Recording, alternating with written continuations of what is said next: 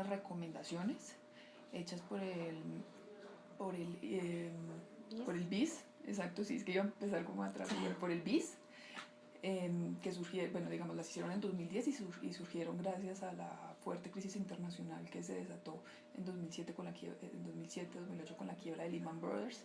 Pues de hecho esa crisis todavía como tal, sus implicaciones, sus efectos no han terminado, pero digamos lo fuerte ya digamos ha pasado, ¿sí? Entonces, ¿qué fue lo que pasó? Primero estaba Basilea 3, perdón, estaba Basilea 1 y Basilea 2 y tenían, digamos, habían establecido como ciertas normas a nivel internacional para el manejo del sistema financiero y el sistema bancario. Una anotación ahí, esas normas son recomendaciones, más no obligaciones. ¿Sí? Cada país elige si las va a adoptar o no. Dice, sí, yo me voy por eso, no me voy por eso, y cada país tiene que tramitar la regulación y digamos, todo a nivel interno. ¿Sí? Entonces, como siempre, uno puede pensar que eso lo tiene que hacer, no. Digamos, en Colombia se ha ido, digamos, ha ido muy encaminada a Basilea 3 y va muy bien en su implementación, pero países como Chile, por ejemplo, en temas de capital, apenas están pasando, ni siquiera, apenas van a pasar la ley para implementar todo esto de capital al Congreso. En liquidez van un poco más avanzados. Entonces, eso es muy relativo, como que hay que tener, digamos, claro eso. Entonces, ya volviendo al tema, las principales causas fueron, pues digamos que quisieron que surgiera Basilea 3 fue, primero, que se vio que con la crisis internacional no habían unos requerimientos de capital suficientemente altos y de liquidez para todo el sistema financiero y las empresas relacionadas con productos financieros que fueran, digamos, que suficientes para, digamos, en situaciones o cuando tienes cuando el ciclo económico, digamos, cae mucho o sube mucho. ¿Eso qué quiere decir? Como que vayan con el tema de la prociclidad de la economía. Entonces lo que pasó es que, pues ustedes deben saber más o menos el cuento, entonces empezaron, digamos, se quebró Lehman y empezó esto en cadena porque tenían estos productos derivados que estaban atados a titularizaciones, un producto derivado armado con titularizaciones hipotecarias que estaban calificadas como muy buenas, pero en realidad eran títulos basura. Y ahí entra, digamos, el tema de cómo las calificadoras pusieron esas calificaciones, pero no era cierta. Simplemente dije, pues, por conveniencia, por pagos, o sea, malas actuaciones, por decirlo así. Entonces, todo esto empieza, digamos como a crearse un efecto dominó a nivel internacional. Entonces, por un lado afecta el sistema financiero, porque entonces ya todos los bancos internacionales que tenían, digamos, un modelo de las bancas internacionales, el Citi, Lehman, pues todo esto, tenían, pues, digamos, los dos tipos de modelo bancario juntos, que es modelo de banca de inversión, que es como quien dice, yo le pongo plata y voy, negocio y mi rentabilidad y todo eso. Y el modelo ya de la banca propiamente dicho comercial, como préstame crédito, todo eso. Entonces, ¿qué pasaba? Mientras cogían la plata de la gente que estaba ahorrando y la metían en el negocio de inversión y la metían en esos productos financieros que estaban malos, en esos derivados malos.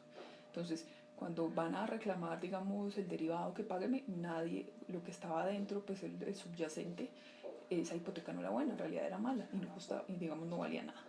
Entonces, claro, eso que está viendo que qué es lo que debía hacer digamos, un banco que compró una gran cantidad digamos, de esos productos financieros, pues listo, pague, pero no tenían suficiente capital y en momentos de crisis cuando tenían que hacer transacciones o pues no tenían liquidez. Liquidez se refiere más al corto plazo, ¿sí? Como decir, tengo que pagarte ya, tengo pues como ajustar, digamos, los balances, ¿sí?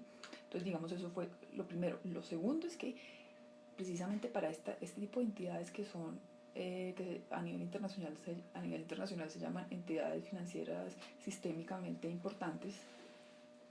¿Eso qué quiere decir? Por ejemplo, entidades de este estilo como el Citi, como Lehman, que son tan grandes que están en muchos países y que manejan como todos los modelos de negocio. Entonces, si algo le pasa a una de estas entidades, como pasó Lehman, se cae todo, ¿sí? Entonces, lo que se vio también es que estas entidades sistémicamente importantes no se les pedía un capital, digamos, adicional. Por eso. Entonces, ¿qué es lo que pasa? Pues sí, o sea, cuando tú tienes tantos negocios a nivel internacional que afectan este sistema financiero como otros sistemas financieros, hay que, digamos, lo ideal es que hay que pedir más requerimientos de capital. No es lo mismo decirle a este Banco Colombia o a un banco que encontraste a un banco chiquito que solamente, no se me ocurre uno en este momento, pero un banco chiquito, digamos, que solamente prestará en el Atlántico. Pues, sus implicaciones son diferentes. Entonces, ¿qué pasó? Todos estos productos, todo este cuento pues, de lo financiero y de la crisis hipotecaria, digamos, se vio, digamos, exacerbado porque fueron entidades sistémicamente importantes las que se vieron afectadas. Entonces, claro, y eso además que afectó que no podían pagar, que su capital no era suficiente para pagar todas esas deudas a los acreedores, porque el título que le vendieron, pues ya no es, o sea, eso no valía nada. ¿Y qué genera eso? Pues también desempleo altísimo, porque les tocó despedir a un montón de gente. Entonces pues, es bien complicado, digamos, como todas las implicaciones, que no solamente es porque un inversionista pierde rentabilidad, sí, pero también eso va a la economía real. Digamos, esos son como los dos, creería yo, aspectos importantes. Ah, bueno, y uno tercero que me parece relevante es que es el tema como del manejo de la transparencia institucional, el manejo del gobierno corporativo y el papel del Estado como pues realizando una buena supervisión. ¿Sí? Entonces, ¿qué pasó? En ese momento, pues estaban primero el, estas transacciones ilegales y cuando empezaban a decir, cuando decían como, ay, no, listo, entonces yo voy a invertir en este bono y la gente sabía que estaba mal calificado, pero aún así lo dejaban. Eso es un mal gobierno corporativo. Listo, entonces lo que se empezó con respecto entonces al capital y cómo se implementó en Basilea 3 en Colombia, entonces lo primero es que creo que es importante aclarar que luego de la crisis de finales de los 90, ¿sí? Donde sufrimos tanto en términos, pues la crisis hipotecaria y financiera, el sistema financiero quedó supremamente golpeado. Entonces después de eso como que hubo un alto nivel regulatorio y eso nos permitió también digamos, pasar muy bien Basilea 3. Teníamos como una solidez regulatoria. Entonces, digamos, con respecto a la implementación del capital, que en últimas el capital, entonces, como en los niveles de capital más altos, ¿cómo se miden? Con el indicador de solvencia. El indicador de solvencia, palabras más, palabras menos, me está diciendo, me está exigiendo que ese indicador, bueno, sea, esté por encima del 9%, que sería el mínimo regulatorio, ¿sí? Que estableció la superfinanciera y de hecho porque la Basilea establece es el 8%. Sí. ¿Sí? Pero entonces acá ya somos más este indicador de solvencia. Lo que hicieron fue, el proyecto se presentó en 2010, ¿cierto? Bueno, se aprobó y se dio un año de gracia para que las entidades se ajustaran, ¿sí? Se ajustaran, digamos, en sus balances. Activos igual a pasivo sobre pues, y patrimonio. Entonces, para yo tener más capital, para yo aumentar este lado, yo que tengo que hacer, destinando activos que no puedo utilizar ni para dar créditos ni para negociar, sino que más bien los guardo y los llevo a ese capital. Entonces, ¿qué pasa? Esos activos que yo tenía ya no los puedo ni invertir ni colocar en cartera. Entonces, ese es mi costo de oportunidad. ¿Sí? O bueno, el costo de oportunidad es lo que yo recibiría por esas dos actividades. Entonces, digamos, esa es como la implicación, era la primera implicación y era como el miedo de pasar a Basilea. ¿Cuánto se iba a sacrificar de eso? ¿Sí? Y cómo quedaría, bueno, la relación de solvencia. ¿Sí? Y bueno, lo que se hizo fue una transición de un año para que los bancos empezaran a hacer esta nueva acumulación de capital, reorganizaran y limpiaran ese capital. Cuando uno habla de limpiar capital es como, y pues con las exigencias particulares es simplemente póngame de verdad capital que valga la pena. Entonces el goodwill realmente me va a servir, listo, es un activo, pero eso es un activo, bueno, se clasifica como patrimonio, pero eso realmente me va a servir cuando haya una crisis. Yo le voy a dar goodwill sí. a mis acreedores. No. Entonces eso es limpiar el patrimonio, hacer que sea capital realmente, que sea fácilmente convertible para pagar en una situación de crisis. Eso fue lo que se hizo. Se hizo, afortunadamente, no hubo, si ustedes ven, 2010, en 2011, pues, digamos, estábamos en estos niveles, subió como a 15, pues bajó un poquito, como ubicándose en el 14%. Entonces, digamos, no hubo un efecto tan significativo en ese indicador de solvencia. ¿Por qué? Porque la transición se hizo gradual. porque tampoco se hizo como que de una vez tú sacaras, tú limpiaras, o sea, no se hizo una limpieza de ese capital, pero no tan, ¿cómo se dice?, tan riguroso, ¿sí? Y lo que uno ve actualmente es que ese indicador se comporta bastante bien, pues está ahorita esa es la cifra que salió esta semana, 15.5%, muy superior a lo que exige Basilea III. Hablamos de estos componentes adicionales, el buffer de conservación y el buffer contracíclico. Estos buffers, en última, son patrimonios adicionales que exige Basilea en especial para, digamos, lo que se entendía, lo que les comentaba, unas instituciones particulares, como estas instituciones sistemáticamente importantes. Entonces, en ese caso, les toca ya ir con un 13%, ¿sí? Entonces, eso es, digamos, eso tiene muchas implicaciones para, para el negocio bancario. Si tú llegas y, por ejemplo, le dices, por ejemplo, si digo el caso de Bancolombia, él está cumpliendo muy bien su 9% de mínimo. Listo, no sé cuánto, pues la verdad no sé el caso, pero cuando ya le dicen, oiga, es que ya no es 9, sino que como usted está clasificada como entidad sistémicamente importante, me tiene que pasar 13, eso que implica nuestro balance imaginario, que tiene que quitar aún más activos, los tiene que pasar para acá. ¿Y esos activos en qué serían? Pues en qué les hubiera servido para crédito o para inversiones. Entonces, de hecho, eso es una de las, ¿cómo se dice?, coyunturas que estamos viendo ahorita, porque si bien ustedes pues saben el tema de las autopistas de cuarta generación y cómo se van a financiar, pues, o sea, de manera general, que es un requerimiento más o menos de 55 billones para financiar esos proyectos en los próximos, no sé cuántos años, 10, bueno, no sé, los próximos años. Entonces, ¿qué es lo que pasa? Que están diciendo, una parte se pone a través de las mismas, como se emiten como unos bonos del gobierno, por decirlo así, que el gobierno es el que está sustentando eso, pero otra parte la financiaría ¿quién?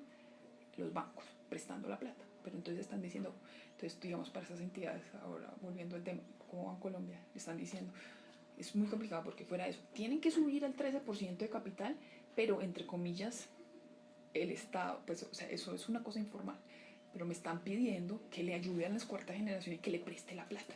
¿De dónde, por Dios? O sea, les queda el balance súper apretado. Entonces, digamos, esas implicaciones, y eso es lo que se está viendo ahorita. Estos buffers todavía no... Esto en realidad no pasó. No fue tan duro el golpe, fue mucho menor porque la limpieza del capital no se hizo tan fuerte. ¿Sí? Listo. En cuanto está ese ratio actualmente, pues ya te comenté, en el 15.5, es bastante, digamos, bueno, es muy bueno, y en realidad es bastante bueno si comparamos con los pares de la región. Hay una cosa muy importante, es que se ha dado un periodo muy largo de transición. ¿Por qué? Porque en realidad conlleva unos cambios bastante importantes en estos frentes que te he comentado. Entonces, inicialmente era su periodo de implementación era como de 2010 a 2018, ya sí, está como a 2019. Lo que dice Basilea 3 es que es como que, listo, cuando usted está midiendo estos activos y cuánto va a tener como de riesgo asociado a la ponderación, entonces tenga en cuenta pues lo que les dije del modelo, listo, pero además es muy importante que tenga en cuenta los riesgos que está midiendo, que eso es un aspecto importante que no les había mencionado. Entonces, resulta que con la crisis internacional se vio que no se estaba midiendo un riesgo muy importante, por ejemplo, que es el riesgo de contraparte.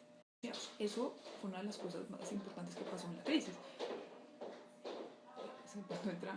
En particular, en el caso de las hipotecas, de las hipotecas y de los derivados atados a estas titularizaciones de hipotecas, se hacían negociaciones como, eso se llama como peer-to-peer, así, tú y yo, pero eso ¿qué pasaba? Si tú me fallas, listo ya, ¿a mí quién me responde? Nadie.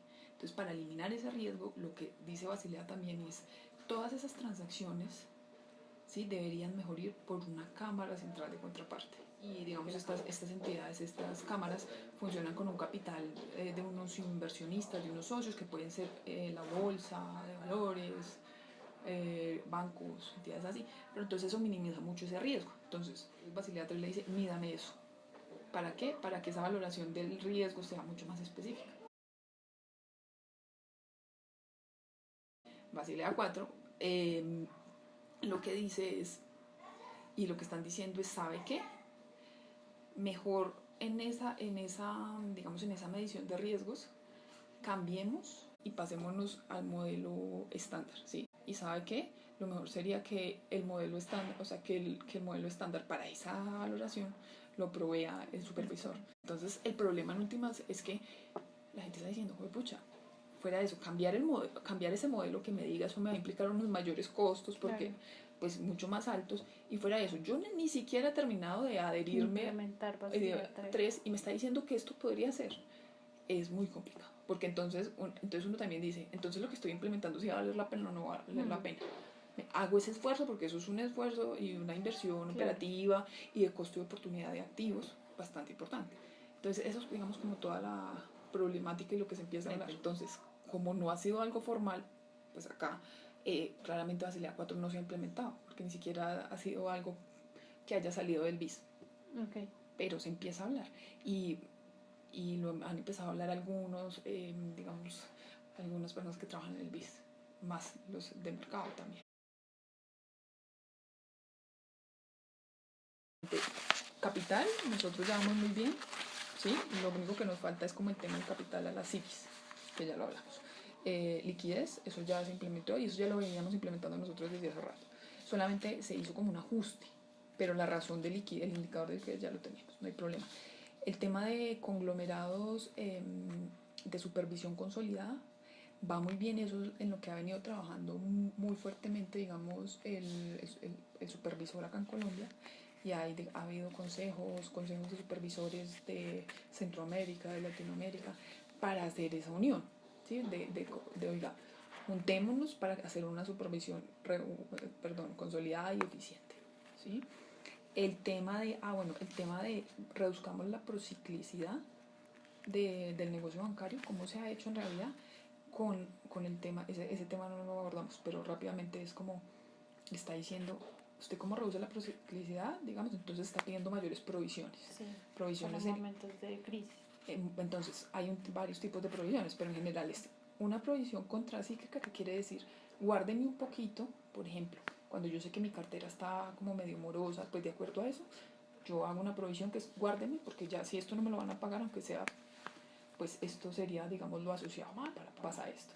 Pero también hay provisiones procíclicas, ¿sí? Procíclicas es más o menos como, si vamos muy bien, pues guardemos también otro poquito, porque es que es como quien dice, no se gaste todo, sí, no sea, y entonces, pues digamos, sea más racional, y en últimas lo que hace uno es que, cuando subas o bajes, suavices más ese ciclo de los bancos, y no esté tan, digamos, tan golpeado. La crisis internacional que se dio en el 2008 mostró que existían grandes fallas a nivel regulatorio y de supervisión en los sistemas financieros a nivel mundial. En consecuencia, el Comité de Supervisión Bancaria de Basilea en el año 2010 tuvo que replantear dicho marco con el fin de mejorar los esquemas de regulación y supervisión a nivel global. Este acuerdo consta de 5 aspectos fundamentales. El primero, requerimientos de capital de calidad, el segundo, redefinir nuevos estándares de liquidez, tercero, reducción de la prociclicidad del negocio bancario, cuarto, capital por relevancia sistémica y quinto, supervisión consolidada. En Colombia, las autoridades financieras han venido implementando paulatinamente las recomendaciones del Comité de Basilea desde distintos frentes. A partir del Decreto 1771 de 2012, se adoptó un cronograma de convergencia para acoplarse a los lineamientos establecidos por Basilea III respecto a los niveles de capital. Esta norma busca que el patrimonio técnico de los bancos sirva para que se cubran ante posibles pérdidas por el deterioro de sus activos y asimismo puedan respaldar los recursos del público. Bajo esta norma, el patrimonio básico ordinario o core capital se le definieron algunas deducciones, entre las que se destaca la exclusión de activos intangibles como el goodwill y el monto de los fondos pensionarios, ya que no son activos de los que se pueda disponer ante situaciones de estrés o de emergencia financiera. Actualmente, el ratio de solvencia total para Colombia, según lo establecido por la Superintendencia Financiera en el 2010, es que debe estar por encima del 9% del total de los activos ponderados por riesgo. Asimismo, los niveles de core capital o patrimonio básico ordinario no deben ser inferiores al 4,5%. En cuanto al segundo punto, Basilea III propone la implementación de ciertos estándares de liquidez a corto y largo plazo bajo la medición de dos ratios, el coeficiente de cobertura de liquidez y el coeficiente de financiación estable neta. Para Colombia, desde el 2009, la Superintendencia Financiera ha venido monitoreando la liquidez de corto plazo de los bancos con el indicador de riesgo de liquidez. Este indicador mide la diferencia entre los activos líquidos y los requerimientos netos de liquidez, evidenciando que Colombia presenta un buen nivel de liquidez en el corto plazo. Sin embargo, en lo que respecta al coeficiente de financiación estable neta, aún no se han especificado los componentes de dicho indicador ni su metodología de cálculo, pero la definición de estos estándares forma parte de la agenda de trabajo de la Superintendencia Financiera para 2014-2018. El tercer aspecto habla acerca de la reducción de la prociclicidad del negocio bancario bajo dos requerimientos de capital adicional. Por un lado, el colchón anticíclico, que tiene como fin servir de seguro ante posibles pérdidas derivadas de crecimientos excesivos del crédito. Y por otro lado, el colchón de conservación, que deberá servir como reserva para absorber pérdidas ante situaciones de estrés. En Colombia aún no se han implementado dichos requerimientos, sin embargo la Superintendencia Financiera ha utilizado ciertas herramientas con funciones similares. A nivel anticíclico, en el 2008 se adoptó un esquema de provisiones contracíclicas para las carteras comerciales y de consumo, que permite que los bancos constituyan mayores provisiones en épocas de buen desempeño económico, de tal forma que puedan cubrirse ante posibles incumplimientos en épocas de recesión. En cuanto al colchón de conservación, en el 2008 se definió la constitución de una reserva voluntaria de utilidades por parte de los bancos con el fin de dar frente a los posibles efectos de las crisis internacionales a nivel local. A pesar de que estas herramientas han permitido contar con recursos adicionales para enfrentar los impactos del ciclo económico, estos no operan como colchones patrimoniales permanentes. Sin embargo, su implementación definitiva hace parte de la agenda de mediano plazo de la Superintendencia Financiera. Basilea III expone que las instituciones sistémicamente importantes deberán tener requerimientos adicionales de capital para fortalecer su capacidad de absorber pérdidas. En Colombia no se ha acogido dichos requerimientos, pero el Banco de la República ha venido trabajando en la definición de una metodología para identificar las instituciones que por su capacidad estarían catalogadas como instituciones sistémicamente importantes. Finalmente, la supervisión de los conglomerados financieros en Colombia ha venido mejorando desde el año 2005 gracias a la función de la Superintendencia Financiera. Adicional a esto, el gobierno ha venido trabajando en la implementación de un proyecto de ley que busca fortalecer el marco de supervisión de los conglomerados financieros, sin embargo, dicha ley aún se encuentra en fase de diseño y de discusión.